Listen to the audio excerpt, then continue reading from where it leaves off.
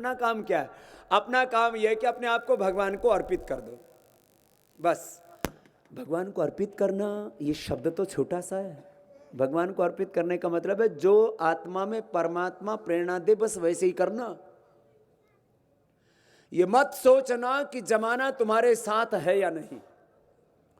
चाहे लाख दुनिया की आपत्ति आए, चाहे सारी दुनिया बगावत कर दे, जो आत्मा में परमात्मा प्रेरणा दे रहा उधर ही बढ़ना। भीड़ किधर जा रही है मत सोचना।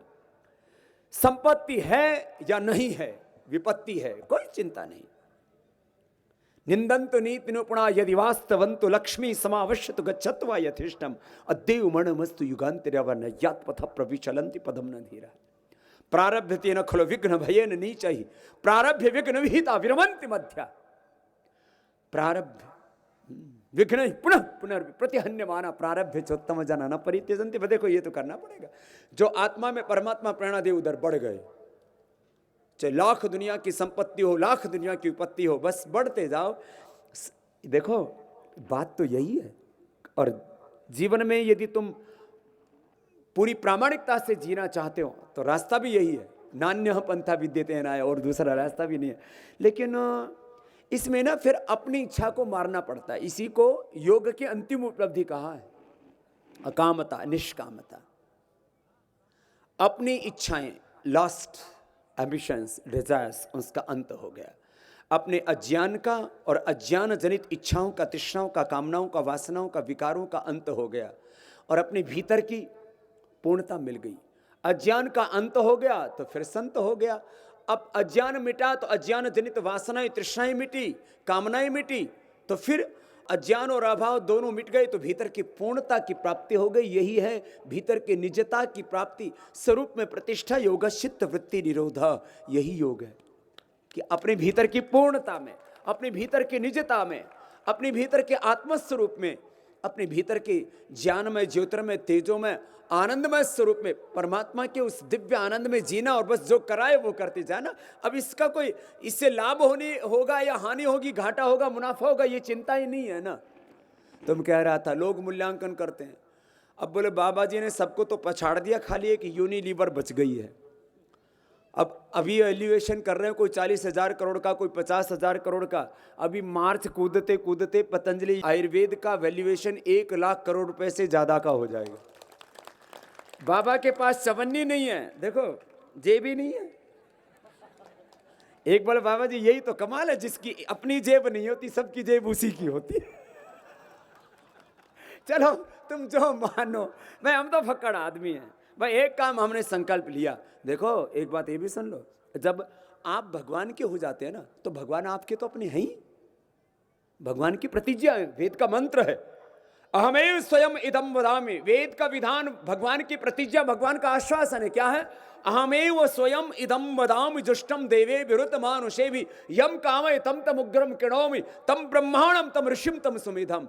मैं जिसको स्वीकार करता हूं उसका उद्धार करता हूं। यदंगदास से तुम अग्निभद्रम करिष्यसि तवेत सत्यमंगिरा न मे भक्त प्रणश्यति। ये सारे गीता, उपनिषदों के, वेदों के आपको उदाहरण इसलिए दिए, ये भगवान की प्रतिज्ञा, आश्वासन, विधान, और मैंने उसका अनुभव किया है। तो क्या किया?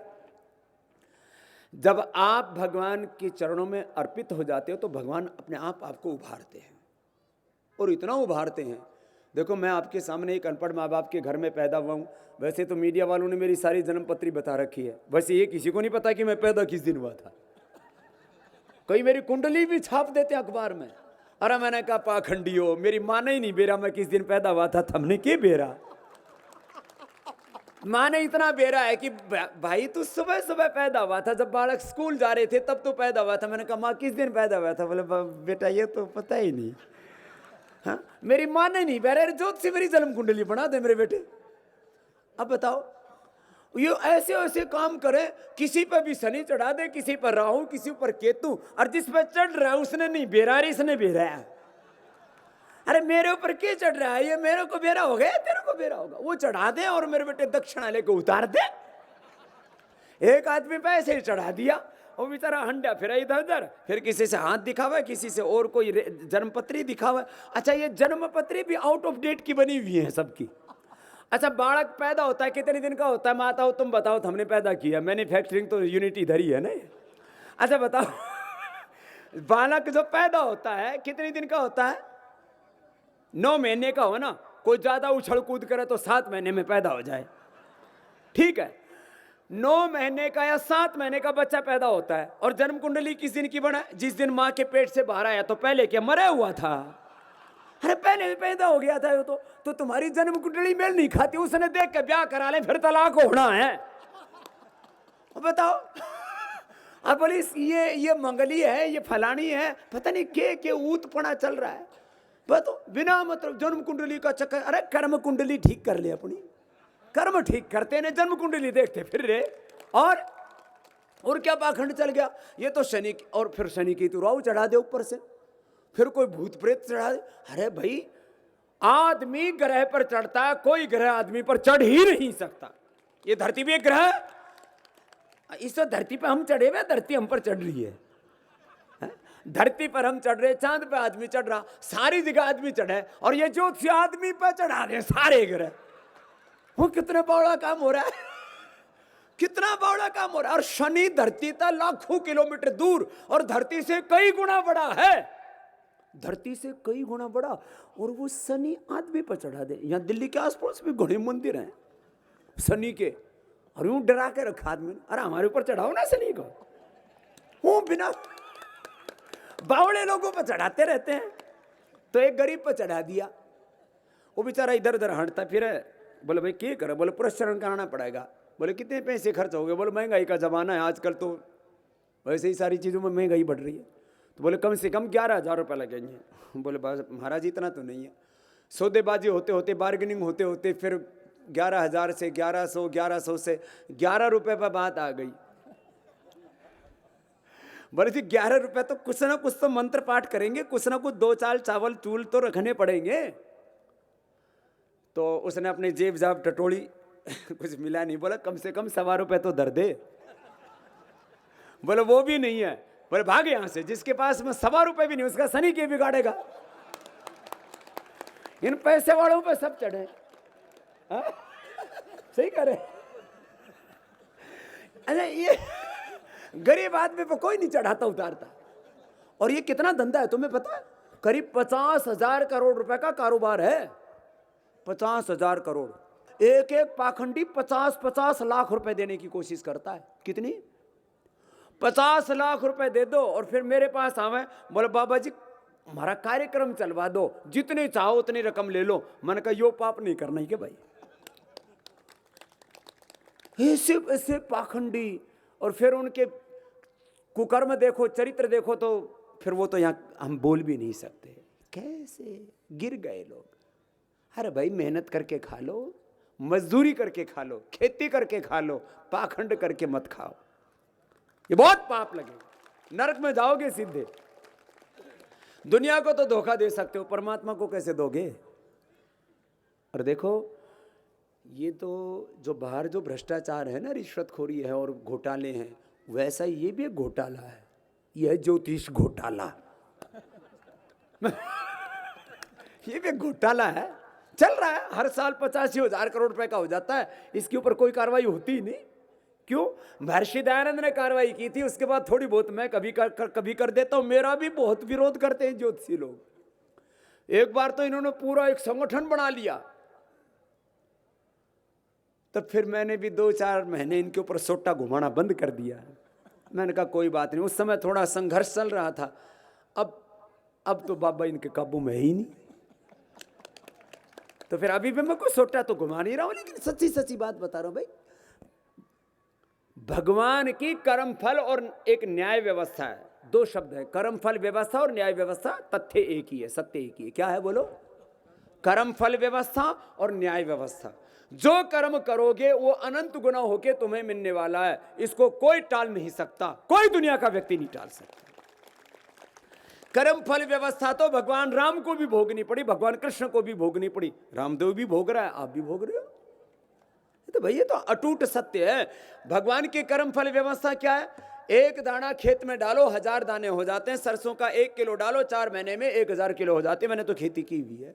ये कर्म फल व्यवस्था है। ऐसे ही खेती कृषि कर्म है, ये ऐसे ही व्यापार कर्म है, ऐसे ही सेवा कर्म है, ऐसे ही साधना का कर्म है। पूरा जीवन क्या है? कर्म है, पुरुषार्थ है, और कुछ नहीं दुनिया के अंदर। प्रारब्ध हमारे पुरुषार्थ का ही परिणाम, और कोई तत्व है ही नहीं दुनिया में। कर्म और कर्म का फल, पुरुषार्थ और प्रारब्ध, यही तो जिंदगी। और है क्या? क्यों चक्कर में पड़ रहे भाई? तुम कह रहा था लोग कई कई तरह से अनुमान करते हैं, ये बाबा कहाँ जाके रुकेगा? भैया हमारी यात्रा तो पूर्णता की है, ये तो बीच में खेल है। परमात्मा खिला रहा है, खेल रहे हैं। और ऐसा खेल है, 200 सालों से स्वदेशी की बात चल रही थी हिंदुस्तान में।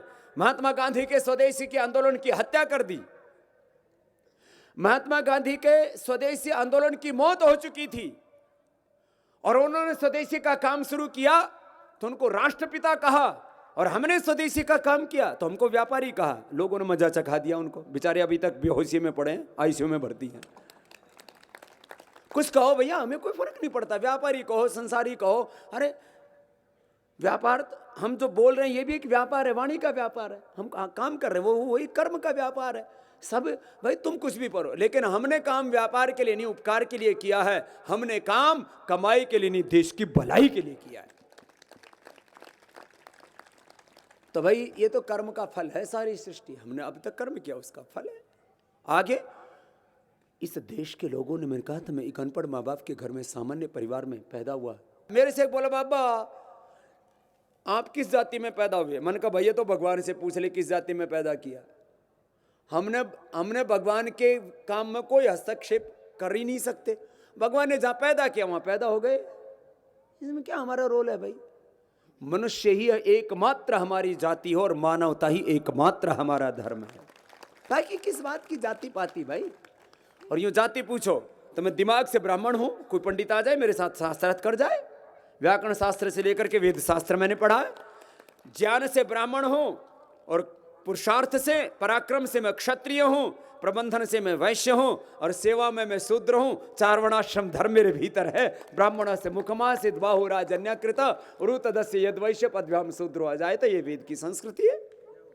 तो भाई ये है वेद की परंपरा, ये है महर्षि दयानंद का मार्ग, ये है ऋषियों का मार्ग, इसी पर चलना है।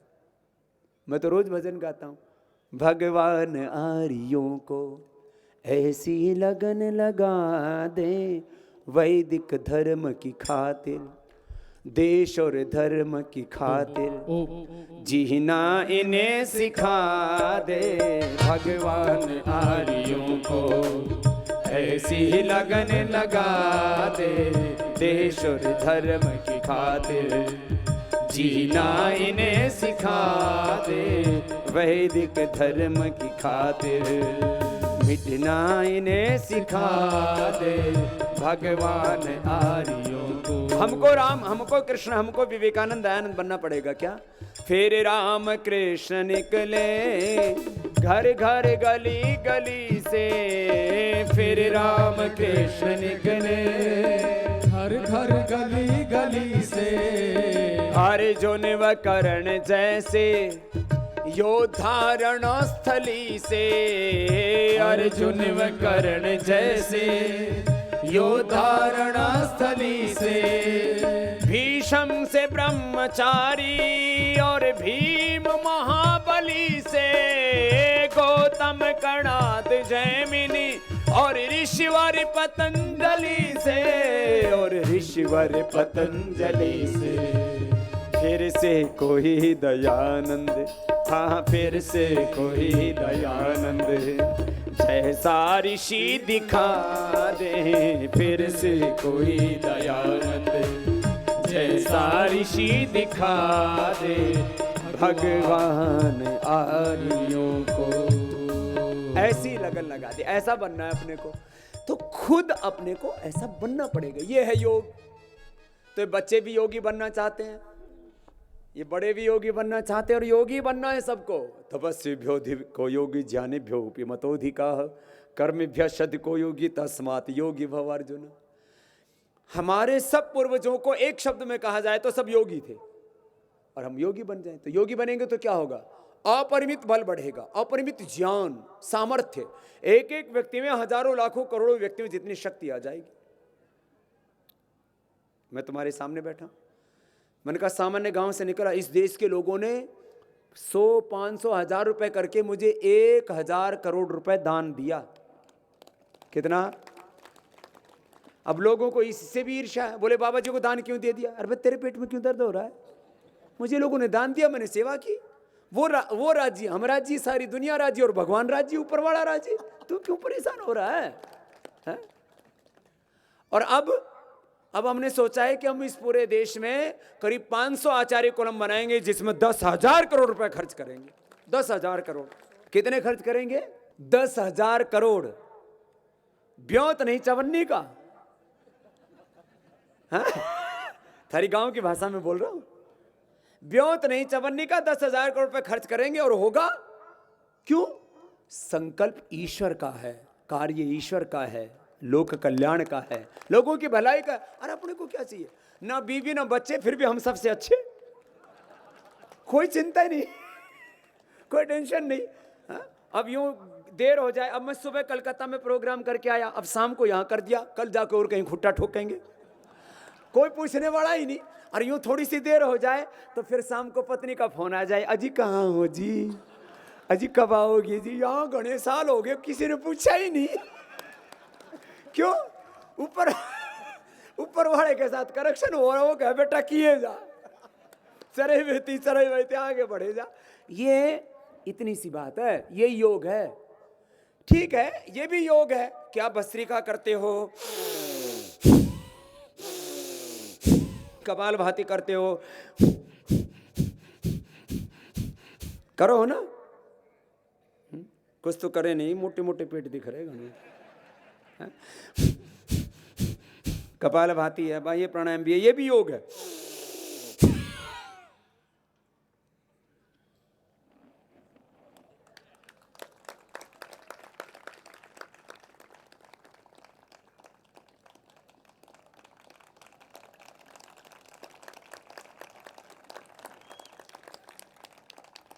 ये भी योग है। भस्त्रिका कर लो, कपालभाति कर लो, बाह्य प्राणायाम कर लो। एक बीच में घुमा रहा है। आजकल छोटे छोटे बालक घुमाने लग गए। पहले वो सोचते थे नोली नाली तो ना कोई बड़े बड़े योगी करते हैं, आजकल छोटे छोटे बच्चे, जवान हैं, ये जवान भी कर रहा है, ऐसे करते हैं। ये भी किया करो, भस्त्रिका करो, कपालभाति करो, बाह्य प्राणायाम करो, नोली क्रिया करो, उज्जाई करो, अनुलोम विलोम करो। शरीर में 72 करोड़ 72 लाख 10,201 नसनाड़ियाँ हैं, 8 चक्र हैं, 9 द्वार हैं। मूलाधार, स्वाधिष्ठान, मणिपुर, हृदय, विशुद्धि, आज्ञा, गुरु, सहस्रार, अष्टा चक्रा, नवद्वारा, देवानाम पूर अयोध्या, तस्याम हिरण्यः कोशः स्वर्गो ज्योतिषावृतः। 2 आँख, 2 कान, 2 नाक, 1 मुख, ये सप्तऋषि ऊपर हैं। सप्तऋषि अप्रत्यहता शरीरे सप्त रक्षन्ति सदम प्रमादम। सप्तऋषि ऊपर हैं, पायुपस्थ 2 द्वार नीचे हैं, 8 चक्र, 9 द्वार, देवताओं के नगरी अयोध्या। इसमें 72 करोड़ 72 लाख 10,201 नसनाड़ियाँ हैं। ये अनुलोम विलोम प्राणायाम करते हैं तो बाईं ओर से ईड़ा, दाईं ओर से पिंगला, बीच से सुषुम्ना जो नाड़ी निकलती है, इन तीनों के शुद्ध होने से फिर सारी नसनाड़ियाँ शुद्ध हो जाती हैं। हमारा शरीर, हमारा अंतःकरण, चित्त शुद्ध हो गया। जो शुद्ध हो गया वो बुद्ध हो गया। हम तो हैं ही शुद्ध, हैं ही बुद्ध, हैं ही मुक्त। आत्मा नित्य शुद्ध बुद्ध मुक्त स्वभाव वाला है। बस ये तो अज्ञान का पर्दा पड़ा हुआ है, वो हट गया तो बस फिर सारा क्लेश ही मिट गया। तो अनुलोम विलोम प्राणायाम कर लो।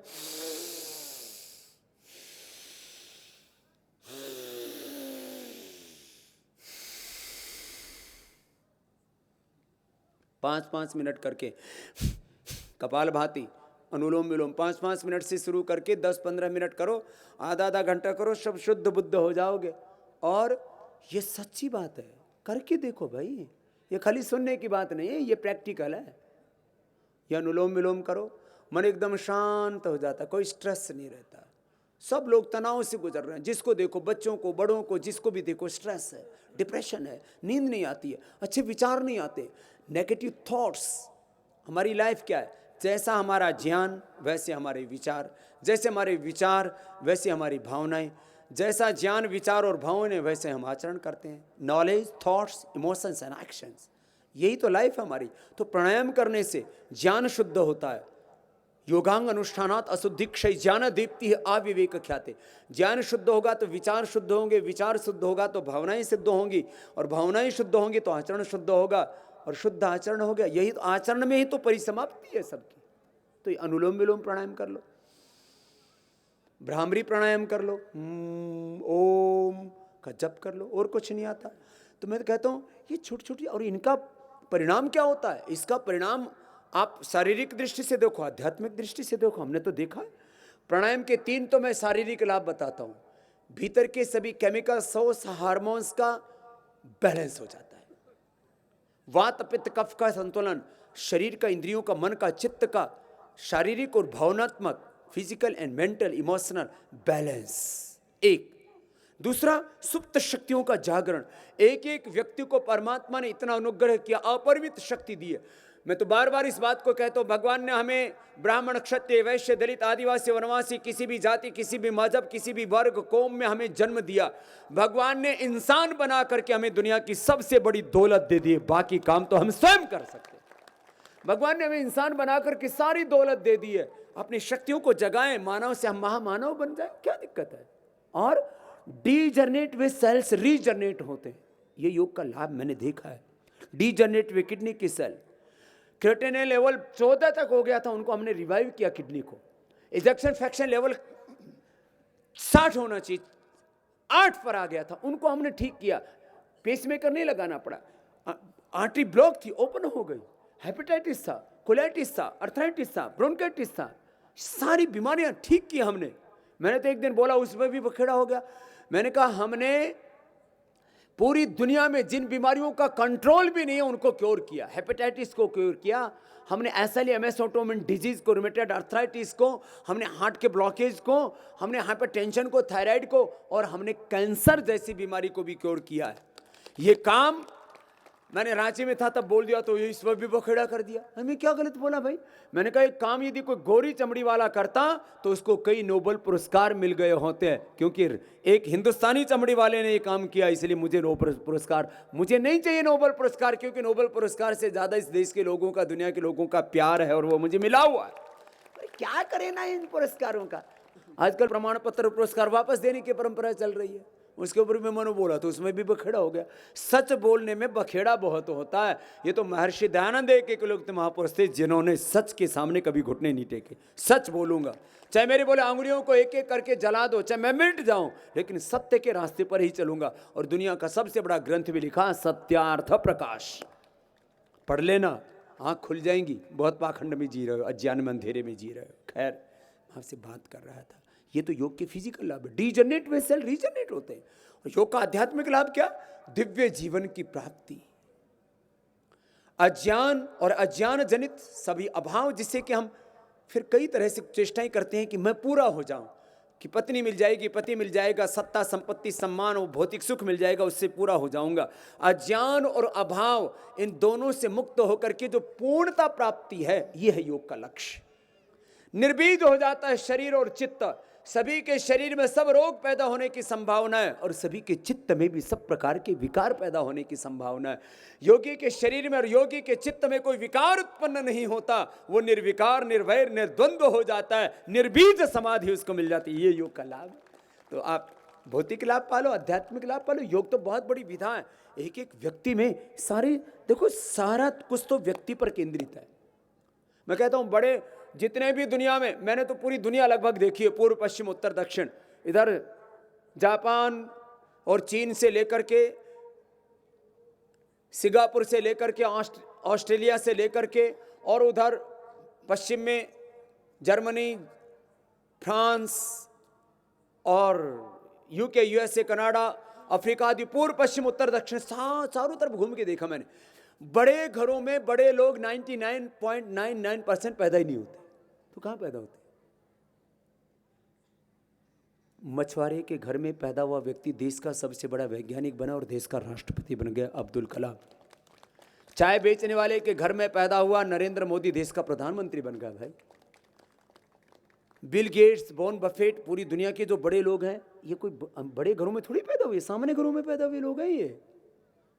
और अपने देश में आज ये मुकेश अंबानी, अनिल अंबानी, जिसके घर में पैदा हुए, वो धीरू भाई अंबानी, 500,000 रुपए थे व्यापार शुरू करने के लिए, इससे ज़्यादा उसकी हैसियत नहीं थी, औकात नहीं थी, और वो भी किसी से उधार लिए थे।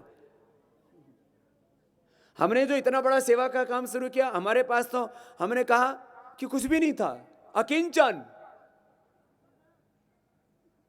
क्या है भैया, बड़े काम बड़े खानदान में पैदा होकर के नहीं होते।